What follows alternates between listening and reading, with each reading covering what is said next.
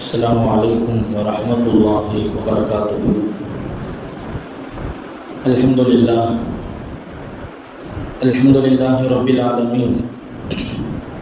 صلاة وتسليم على أحمد المجتبى محمد المصطفى رسول الله صلى الله عليه وعلى آله وأصحابه وأتباعه إلى يوم الدين. فقد قال الله تبارك وتعالى في القرآن العظيم والفرقان المجيد بعد أعوذ بالله من الشيطان الرجيم بفضل بسم الله الرحمن الرحيم الذين يؤمنون بالغيب ويقيمون الصلاة ومما رزقناهم ينفقون. صدق الله العلي العظيم. وقال نبينا صلى الله عليه وسلم صل قائما فإن لم تستطع فقائدا فإن لم تستطع فعلى الجنب. صدق رسوله النبي الكريم ونحن على ذلك من الشاهدين والشاكرين والحمد لله رب العالمين. சர்வ புகழும் ஏகவல்லோனும் அல்லாஹ் ஒருவனுக்கே உரித்தாவதாக. ஈருலகத் தலைவர் எம்பெருமானார் முஹம்மது ரசூலுல்லாஹி ஸல்லல்லாஹு அலைஹி வஸல்லம் அன்னவர்கள் மீதும் அன்னவர்களின் வழிவாழ்ந்த உத்தம சத்திய சஹாபாக்கள், தாபியீன்கள், தபஉ தாபியீன்கள், நாதாக்கள், சுஹதாக்கள், நல்லவர்கள், குறிப்பாக நம்மவர்கள் மீதும் நம்மை நேசிக்கின்றவர்கள் மீதும் நாம் நேசிக்கின்றவர்கள் மீதும் அல்லாஹ்வின் வற்றா கருணை என்றென்றும் குன்றாமல் நின்று நிலவட்டுமாகுக. ஆமீன் ஆமீன் யா ரப்பல் ஆலமீன். சங்கைக்கும் இறை பொருத்தத்திற்கும் உரித்தான அல்லாஹ்வின் நல்லடியார்களே, அருமை முஃமினீன்களே, அல்லாஹு ஜல்ல ஷானஹு வ தஆலா அவனது பேரருளால், பெரும் கிருபையினால், அவனது பொருத்தத்தையும் நேசத்தையும் நாடியவர்களாக அவனது இல்லத்தில் நாம் எல்லாம் சஞ்சரிக்கக்கூடிய நல்வாய்ப்பினை வல்ல ரஹ்மான் நம்மவர்களுக்கு வழங்கி இருக்கிறான். இந்த உலகத்தில் நம்மை உறவுகளாக, நட்புகளாக அல்லாஹ் எப்படி ஒன்று சேர்த்திருக்கிறானோ, இது போலவே நாளை உயரிய சுவனபதியில் உத்தம நபி ஸல்லல்லாஹு அலைஹி வஸல்லம் அவர்களோடு நம்மை, நம்முடைய பெற்றோர், உற்றார் உறவுகள், மனைவி மக்கள், சுற்றத்தார், சந்ததிகள் அத்துணை நபர்களையும் அல்லாஹ் ஒன்று சேர்த்து நல்லருள் பாலிப்பானாக என்ற நல்ல துஆவோடு என் வார்த்தைகளை தொடர்கிறேன். அன்பிற்கினியவர்களே,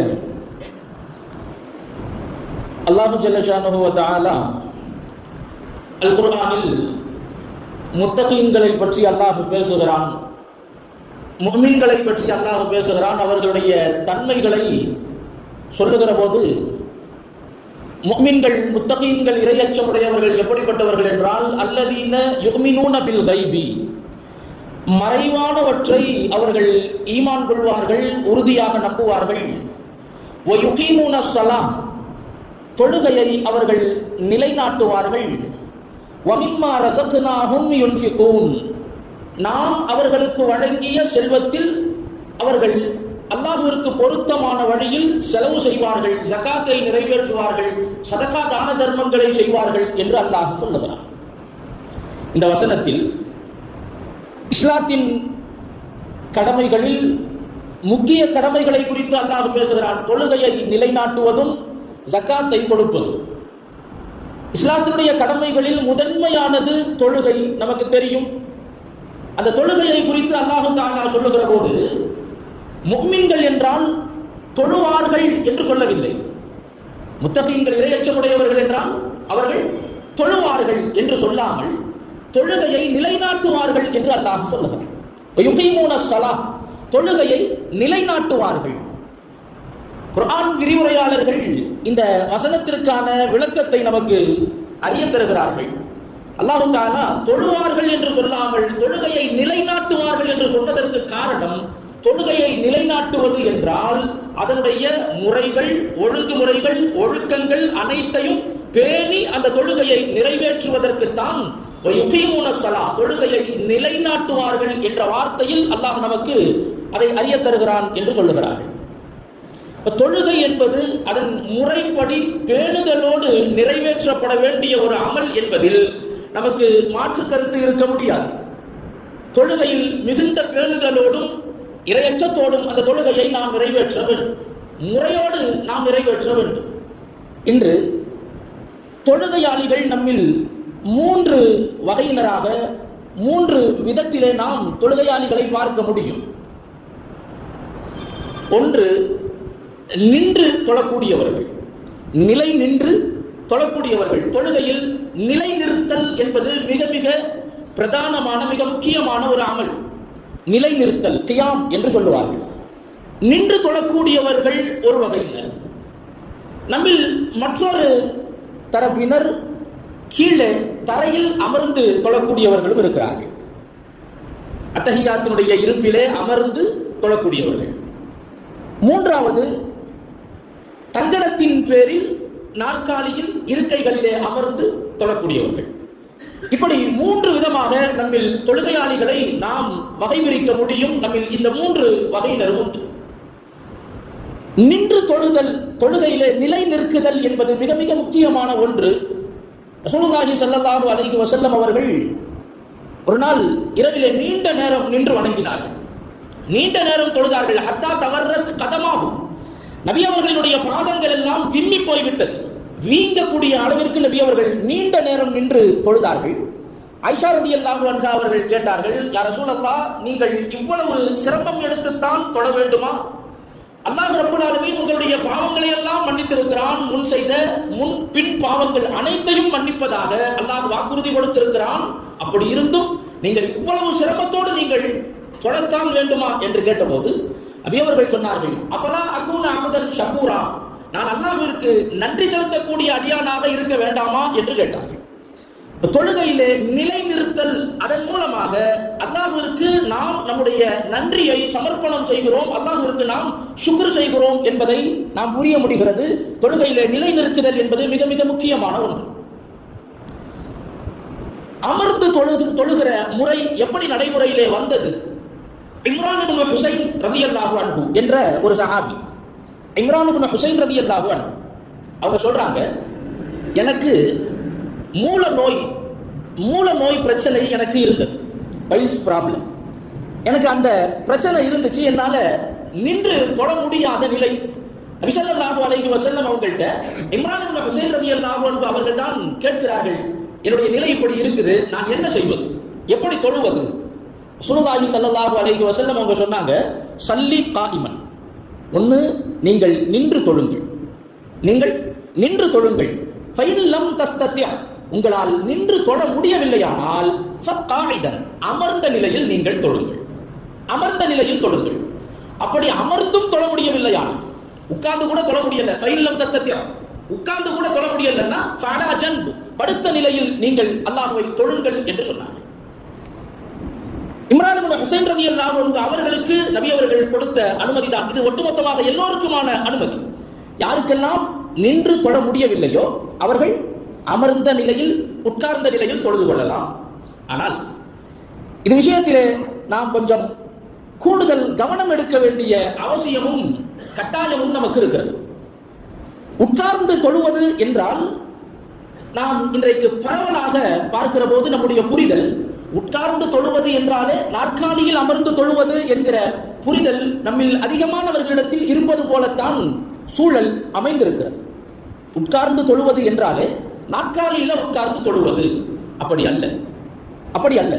ரசூலுல்லாஹி ஸல்லல்லாஹு அலைஹி வஸல்லம் அவர்கள் இம்ரான் இப்னு ஹுசைன் ரலியல்லாஹு அன்ஹு அவங்களை நின்று தொழ முடியவில்லையானால் அமர்ந்து தொழுங்கள் என்று நபி அவங்க சொன்னாங்கல்ல, அது எந்த நிலை என்றால் தரையிலே அமர்ந்து. அத்தஹியாத்தினுடைய நிலையில நாம் உட்காருவோமா இல்லையா? அத்தஹியாத்தினுடைய நிலையிலே அமர்ந்து நீங்கள் தொழுங்கள் என்பதைத்தான் நபி அவர்கள் சொன்னார்கள். காரணம் என்னன்னா, தொழுகையின் நிலைகளில் 3 நிலைகளை நாம் பார்க்கிறோம். ஒன்று கியாம், நிலை நிறுத்தல். 2 ருக்கு, 3 சஜ்தா. 4ஆக கூட சொல்லலாம், 4 அமர்ந்த நிலையில் அத்தஹியாத்தினுடைய நிலையில் உட்காருது. இதுல சஜிதாவுடைய நிலை இருக்கிறதே, சுஜூதுடைய நிலை, அல்லாஹ்விற்கு மிக மிக விருப்பமானது, அல்லாஹ்விற்கு மிக மிக பிடித்தமான நிலை சுஜூதுடைய நிலை. நம்முடைய நெற்றியை தரையிலே வைத்து நாம் அல்லாஹ்விடத்திலே, யா அல்லாஹ், நான் உன்னுடைய அடிமை என்று அல்லாஹ்விடத்திலே சரணாகதியாக கூடிய நிலை சுஜூதுடைய நிலை. இந்த நிலை எப்போது வெளிப்படும் என்றால், தரையிலே அமர்ந்து அத்தஹியாத்துடைய நிலையில் அமர்ந்து தரையில் நம்முடைய நெற்றியை பதித்து சுஜூது செய்கிற போது இந்த நிலையில் நாம் அல்லாஹுவோடு மிக நெருக்கமாக சமீபமாக நாம் ஆகிவிடுகிறோம் என்று ரசூலுல்லாஹி ஸல்லல்லாஹு அலைஹி வஸல்லம் அவர்கள் சொல்றாங்க. அவங்க சொல்லுவாங்க, அக்ரபு மா யகூனுல் அப்து மிர் ரப்பிஹி வஹுவ சாஜிதுன். ஒரு அடியான் அல்லாஹ்வோடு மிக சமீபமாக நெருக்கத்தில் ஆகக்கூடியது எப்போது தெரியுமா? வஹுவ சாஜிதுன். அவர் சஜிதாவுடைய நிலையிலே இருக்கும்போது அல்லாஹ்விற்கு மிக மிக நெருக்கமானவராக இருக்கிறார். ஃபஅக்ஸிரு துஆ. சஜிதாவுடைய நிலையில் நீங்கள் அல்லாஹ்விடத்தில் அதிகம் துஆ செய்யுங்கள் என்றார். சுஜூதுடைய நிலை என்பது அல்லாஹ்விற்கு மிக மிக நெருக்கமான நிலை. மட்டுமல்லாமல் தொழுகையில் இந்த 4 நிலைகள் இருந்த போதிலும் தொழுகையில் மிக மிக உயரிய நிலை என்பது சுஜூதுடைய நிலை. சஜிதாவுடைய நிலை மிக மிக உயரியது. எனவேதான் பள்ளிவாசலுக்கு அரபியில நாம என்ன சொல்றோம்? மஸ்ஜித் என்று நாம சொல்றோம். மஸ்ஜித் என்ற வார்த்தை சஜிதா என்ற வார்த்தையிலிருந்து வந்ததுதான் மஸ்ஜித். மஸ்ஜித் என்றால் அதனுடைய பொருள் சஜிதா செய்கிற இடம். நாம பள்ளிவாசல்னு தமிழ்ல பொருள் கொள்றோம், டிரான்ஸ்லேட் பண்றோம். ஆனா அதனுடைய நேரடி பொருள் மஸ்ஜித் என்றால் சஜிதா செய்யக்கூடிய இடம். ஏன் இப்படி பெயர் வந்தது? அல்லாஹ் இப்படி சொன்னான். அல்லாஹும் ரசூலும் இதற்கு மஸ்ஜித் என்று பெயர் சொன்னதற்கு காரணம் தொழுகையினுடைய நிலைகளிலேயே ஆக உயரிய நிலை என்பது சஜிதா, சுஜூதுடைய நிலை. எனவேதான் பள்ளிவாசலுக்கே அந்த வார்த்தையே பெயராக சூட்டப்பட்டிருக்கிறது. எனவே அமர்ந்து தொழுவது என்றால் தரையிலே அமர்ந்து தொழுவதைத்தான் அது குறிக்கும். யாருக்காவது நம்மில் நின்று தொழ முடியல, நிக்க முடியல. சில பேருக்கு என்ன செய்யும் அப்படின்னா, ரொம்ப நேரம் நின்னா கடுமையான வலி. சில நேரத்தில் சில பேருக்கு நின்றால் மயக்கம், தலை சுற்றுதல், இந்த மாதிரியான பிரச்சனைகள் இருக்கும். அந்த நேரத்தில் நமக்கு உட்காருவதற்கு முடியும். அத்தஹியாத்தினுடைய நிலையில் உட்காருவதற்கு எந்த பிரச்சனையும் இருக்காது, சஜிதா செய்வதற்கு எந்த பிரச்சனையும் இருக்காது. அப்படி இருந்தால் கட்டாயமாக நாம் தரையிலே அமர்ந்து அத்தஹியாத்துடைய நிலையிலே அமர்ந்து சுஜூது செய்துதான் தொழ வேண்டும். நின்று தொழ முடியவில்லையானால் அமர்ந்து தொழலாம் என்றால் தரையிலே அமர்ந்து தொழ வேண்டும். அதுதான் முதல் கட்டம். அதுதான் முதல் கட்டம். அதற்கும் நமக்கு முடியாமல் போகிற போதுதான் என்னால தரையில உட்கார முடியாது. இன்றைக்கு இருக்கக்கூடிய சூழலில் இந்த கடுமையான மூட்டு வலி, உட்கார்றதுக்கு ரொம்ப சிரமம், உட்கார்ந்துட்டா எந்திரிக்கிறதுக்கு அதை விட சிரமம், ரொம்ப ஒருத்தவங்களுடைய சப்போர்ட் இல்லாம முடியாது என்கிற நிலை, கடுமையான வலி, உட்காரவே முடியாது என்கிற போது அப்போதுதான் இந்த நாற்காலியிலே அமர்வது என்கிற நிலைக்கு நாம் வர முடியும். அதுவரையிலும் முதலில் நின்று தொழ வேண்டும். நின்று தொழ முடியாத சூழலில் அமர்ந்து தரையில் அமர்ந்து தொழ வேண்டும். தரையிலும் அமர்ந்து தொழ முடியாத நிர்பந்தமான நிலையில்தான் நாற்காலியிலே அமர்வதை நோக்கி நாம் நகர வேண்டும்.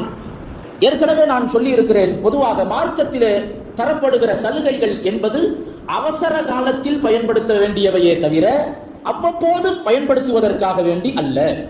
இதை எல்லா நிலையிலும் நாம் கவனப்படுத்திக் கொள்ள வேண்டும். மார்க்கம் நமக்கு தருகிற சலுகை எல்லா நேரத்திலும் பயன்படுத்திக் கொள்வதற்கு அல்ல, அவசர நிலையில் தான். உதாரணத்துக்கு ஒருத்தவங்களுக்கு காலில் அடிபட்டு இருக்குது அப்படின்னு சொன்னா அவங்களால கீழே உட்கார முடியாது. அத்தஹியாத்தினுடைய நிலையிலும் கூட இருப்பிலே அவர்கள் அமர முடியாது. அப்ப அவங்க என்ன செய்யலாம்? நாற்காலியிலே அமர்ந்து தொழுது கொள்ளலாம். அவர்களுக்கு அந்த நிலை மாறியதற்கு பிறகு, காலிலே உள்ள பாதிப்பு காயம் ஆறி ஷிஃபா கிடைத்ததற்கு பிறகு ராகத்தாயாச்சு அப்படின்னா அவர்கள் அதையே கண்டினியூ பண்ணக்கூடாது. எப்போது அமர்வதற்கு நின்று தொழுவதற்கு தயாராகி விடுகிறோமோ அப்போது நின்றுதான் தொழ வேண்டும். அதற்கு பிறகும் அந்த அமர்ந்து தொழுகிற நிலையை நாம் தொடரக்கூடாது. விஷயம் இதுதான். நின்று தொழ முடிந்தால் நின்றுதான் தொழ வேண்டும். அமர்ந்து தொழ முடிந்தால், நிற்க முடியல, அமர்ந்து தொழலாம். தரையில் அமர்ந்து தொழ முடியும் என்றால் அப்படித்தான் தொழ வேண்டும். அப்படி முடியவில்லை என்கிற பட்சத்தில் தான் நாற்காலியிலே நாம் அமர்ந்து தொழ வேண்டும். இது ஆண்களுக்கு மட்டுமல்ல, வீடுகளிலே இருந்து தொழக்கூடிய தாய்மார்கள் நாற்காலியிலே அமர்ந்து தொழுகிறார்கள் என்றால் அவர்களுக்கும் இது பொருந்தும். நம்முடைய நிலை எந்த நிலையில் இருக்கிறது என்பதை நாம் சுய பரிசோதனை செய்து நாம் முதலிலே உறுதிப்படுத்திக் கொள்ள வேண்டும். நம்மால் தரையில் அமர்ந்து தொழ முடியுமா? முடியும் என்றால் கட்டாயம் நாம் தரையிலே அமர்ந்து தொழ வேண்டும். அதுதான் சாலச் சிறந்தது, பொருத்தமானது. இல்ல, முடியவே முடியாது, அந்த நிலையெல்லாம் இல்லை, ரொம்ப உடல்ல அந்த அளவுக்கான தாக்கத்து இல்லை என்ற நிலைக்கு முடிவுக்கு நாம் வருவோமே, ஆனால் அப்போதுதான் நாற்காலியிலே அமர்ந்து தொழுகிற நிலைக்கு நாம் வர முடியும். இம்ரான் இப்னு ஹுசைன் ரலியல்லாஹு அன்ஹு அவர்கள் நபி ஸல்லல்லாஹு அலைஹி வஸல்லம் அவங்கள்ட்ட கேட்கிறாங்க. நபி அவங்க சொல்லிட்டாங்க, நின்று தொழ முடியலன்னா உட்கார்ந்து தொழுதுக்கிறங்க அப்படின்னு. நபி ஸல்லல்லாஹு அலைஹி வஸல்லம் அவர்களிடத்தில் கேட்கிறார்கள், யா ரசூலல்லாஹ், உட்கார்ந்து தொழுதால் நன்மையில் ஏதாவது குறைக்கப்படுமோ? நின்று தொழுவதை விட உட்கார்ந்து தொழுதால் நன்மையிலே பாரபட்சம் வித்தியாசம் இருக்குமா? ரசூலுல்லாஹி ஸல்லல்லாஹு அலைஹி வஸல்லம் அவங்க சொன்னாங்க, மன் ஸல்லா காயிமன் ஃபஹுவ அஃலல். நின்று தொழுவதுதான் சிறந்தது, நின்று தொழுவதுதான் சிறந்தது. வமன் ஸல்லா காயிதன், யார் அமர்ந்து தொழுவாரோ, யார் அமர்ந்த நிலையில் தொழுவாரோ, ஃபலஹு நிஸ்பு அஜ்ரில் காயிம், நின்று தொழுபவருக்கு என்ன நன்மையோ அந்த நன்மையில் சரி பாதி அமர்ந்து தொழுபவருக்கு கிடைக்கும் என்று சொன்னாங்க. அதை இப்படியா நான் உட்கார்ந்து தொழுதா அப்ப பாதி நன்மை தானே? அப்படி அல்ல.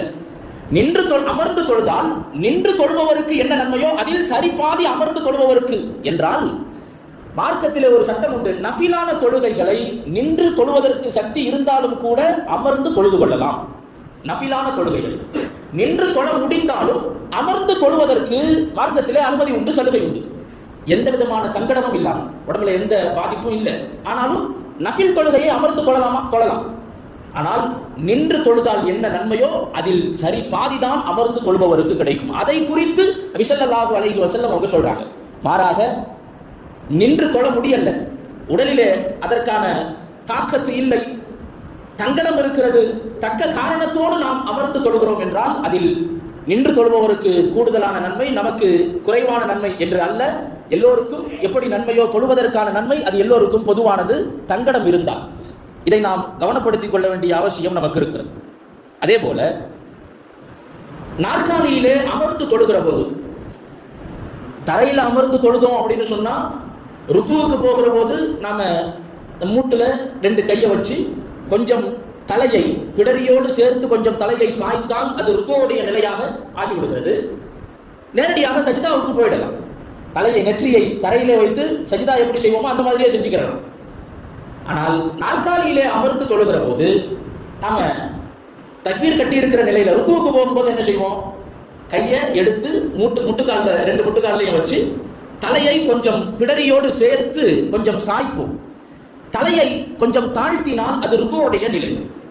சஜிதாவிற்கு போகிற போது நாம சாதாரணமாக எப்படி 2 கையை எடுத்து தரையில வச்சு சஜிதா செய்வோமோ அந்த மாதிரி நாற்காலியிலே அமர்ந்து தொழுகிற போது இந்த முட்டுக்காலில் இருந்து கையை எடுக்க வேண்டிய அவசியம் இல்லை. முட்டுக்காலில் இருந்து கையை எடுக்க வேண்டிய அவசியம் இல்லை. கையை அதே நிலையிலேயே வைத்துக் கொண்டு ருக்குவிற்காக வேண்டி கொஞ்சம் தலையை தாழ்த்துவது, மீண்டும் ருக்குவில் இருந்து நிலைக்கு வந்து சஜிதாவுக்கு போகும்போது ருக்குவுடைய நிலையை விட இன்னும் கொஞ்சம் தாழ்வாக தலையை நாம் தாழ்த்தினால் அது சுஜூதுடைய நிலையாக அமைந்துவிடும். கையை நீட்டிக்கொள்ள வேண்டிய தேவையில்லை, அவசியம் இல்லை. இது நாற்காலியிலே அமர்ந்து தொழுகிற போது நாம் கவனப்படுத்த வேண்டிய மிக முக்கியமான ஒரு செய்தி. அதே போல நாற்காலியிலே தொழுகிற போது சஃபிலே நிற்பவர்களினுடைய பின்னங்கால், நிற்பவர்கள் தொழுகையாளிகளுடைய பின்னங்கால் எங்கே இருக்கிறதோ அங்கே நாற்காலியினுடைய அந்த பின்னங்காலை நேராக இருப்பது போல நாம் நாற்காலியை போட்டுக்கொள்ள வேண்டும், அமைத்துக் கொள்ள வேண்டும். அப்படி இல்லாமல் நம்முடைய முன்னங்கால் அந்த சஃப்ல கரெக்டா இருக்கணும் அப்படின்னு நாற்காலியை நாம பின்னாடி தள்ளி போட்டோம் அப்படின்னு சொன்னா பின்னாடி உள்ள சஃப்ல மிகப்பெரிய இடையூறு ஏற்படும். எனவே நாற்காலியை சஃபிலே போடுகிற போது நாற்காலியினுடைய பின்னங்கால், தொழுகையாளிகள் சஃபிலே நிற்கும் போது அவர்களுடைய பின்னங்காலோடு நாற்காலியினுடைய பின்னங்காலைத்தான் நாம் நேராக அமைக்க வேண்டும். அதே போல சில நேரத்தில் நாம் என்ன செய்வோம் அப்படின்னா, நாற்காலியை ஒரு பள்ளியினுடைய ஓரத்தில் ஒரு புறத்திலே போடப்பட்டிருக்கும். சில நேரத்தில் சஃப்பு முழுமையடையாத போது அந்த நாற்காலியை நாம் எடுத்து வந்து சஃபிலே நாம் போட்டு அங்கே அமர்ந்து தொழுகிற வழமையும் நம்மிடத்தில் இருக்கிறது. இது ஒரு ஆசை, என்னன்னா சஃபோடு நாம் சேர்ந்து இருக்க வேண்டும் என்கிற ஆசை, தவறல்ல. அந்த ஆசையின் வெளிப்பாட்டில் நாம் இப்படி செய்கிறோம். ஆனால் நாம் இப்படி எப்போது செய்யலாம் என்றால், அந்த சஃப்பு அவ்வளவுதான், இனிமேல் யாரும் தொழுகைக்கு வரப்போவது இல்லை என்கிற உறுதிப்பாடு இருந்தால் நாம் நாற்காலியை எடுத்து வந்து அந்த சஃபிலே சேர்த்து நாம் இருக்கலாம். அப்படி இல்லாமல் இனிமேலும் வருவார்கள் என்ற நிலை இருக்கிற போது நாம இடையில வந்து நாற்காலியை போட்டுவிட்டால் அந்த சஃபினுடைய சீரமைப்பு என்பது கொஞ்சம் மாறுபட்டு போவதற்கு வாய்ப்பு இருக்கிறது. நாற்காலிக்கு அந்த புறம் நிற்பவர்கள் கொஞ்சம் முன்னும் பின்னுமாக, இந்த புறம் நிற்பவர்கள் அதற்கு மாற்றமாக நின்று விடுவதற்கு வாய்ப்பு அதிகம். எனவே நாற்காலியை அது இருக்கும் இடத்திலேயே அமர்ந்து தொழுது கொள்வது ஏற்றமானது. சஃப் பரிபூர்ணமாயிடும். இல்ல வரமாட்டாங்க இவ்வளவுதான் என்றால் நாம் சஃபிலே சேர்ந்து கொள்வதில் எந்த தவறும் கிடையாது. ரசூலுல்லாஹி ஸல்லல்லாஹு அலைஹி வஸல்லம் அவர்கள் தொழுகையினுடைய முறையை நமக்கு இப்படித்தான் சொல்லிக் கொடுத்திருக்கிறார்கள். நீங்கள் நின்று தொழுங்கள், நிற்க முடியவில்லையானால் அமர்ந்து தொழுங்கள், அமர முடியவில்லையானால் நீங்கள் படுத்த நிலையில் நீங்கள் தொழுது கொள்ளுங்கள் என்று ரசூலுல்லாஹி ஸல்லல்லாஹு அலைஹி வஸல்லம் அவர்கள் சொன்னார்கள். தொழுகையினுடைய முக்கியத்துவத்தை இதிலிருந்து நாம் புரிந்து கொள்கிறோம். எல்லா நிலையிலும் எந்த சூழலாக இருந்தாலும் சரி, தொழுகை என்பது மனிதனுடைய பொறுப்பிலிருந்து அது மாறவே செய்யாது. நாம் பிரயாணத்திலே இருந்தால் நோன்பு கூட நமக்கு சலுகை உண்டு, நோன்பை விட்டுக் கொள்வதற்கு. பிரயாணத்தில் நீண்ட தூர பயணம் செய்கிறோம் என்றால் நோன்பை விட்டுக் கொள்வதற்கு, பிறகு ஒரு நாளிலே அதை கலா செய்து கொள்வதற்கு நமக்கு அனுமதி இருக்கிறது. ஆனால் எவ்வளவு தூர பயணமாக இருந்தாலும் சரி, தொழுகையை விட்டுக் கொள்வதற்கு நமக்கு மார்க்கத்தில் அனுமதி இல்லை. நீண்ட தூர பிரயாணம், வாகனத்தை விட்டு இறங்குவதற்கே வாய்ப்பில்லை என்றாலும் கூட வாகனத்திலேயே அமர்ந்து தொழ வேண்டும் என்று சொன்னார்கள். வாகனத்திலேயே அமர்ந்து தொழணும். வாகனத்தில் உட்கார்ந்து கிபிலாவை எப்படி முன்னோக்கிறது? வாகனம் வலதுபுறமாக இடதுபுறமாக மாறி மாறி செல்லுமே. நபி அவர்கள் சொன்னார்கள், அந்த வாகனம் எந்த திசையை முன்னோக்குகிறதோ அதுதான் உங்களுக்கான கிபிலா. நீங்கள் பிரயாணத்திலே இருக்கின்ற போது, வாகனத்திலே இருக்கின்ற போது, அந்த வாகனம் எந்த திசையை நோக்கி செல்கிறதோ அதுதான் உங்களுக்கான கிபிலா.